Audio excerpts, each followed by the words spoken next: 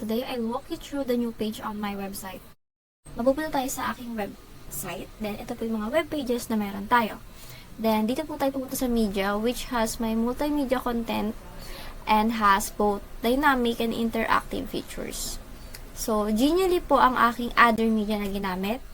Pwede natin siyang i-full screen. Then, ito pong mga ito, pag pinindot natin, may mga other information related sa aking topic, which is digital ripples of change na lalabas. So, yan po yung pinaka-poster ko.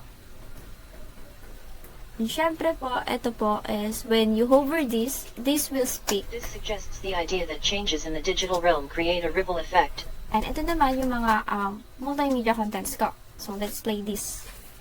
Yan. So, while loading, ito pong nasa gilid is yung description ng video na mag-play. Ayan po. Yung sa gilid, pwede makita yung related photos sa ating content. Yung computer, cellphone, at syempre yung internet. Ito yung description niya sa gilid.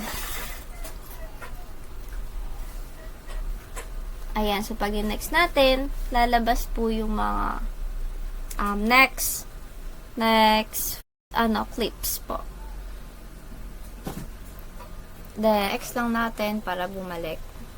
So, ayan. So, ito po is kapag gusto nating malaman pa yung other contents, may mga tanong ditong pwede nating i-click. Pero meron tayong characters that when you hover, it will speak the name of those characters. Character 1. Fatima Lizardo. Character 2. Eunice Reyes. Gusto natin na mag-comment or give any reaction. So, pwede i-like. Then, we can also leave a comment or any suggestions. Ayan. Then, mapipaste tong comment na to dito sa may lower box.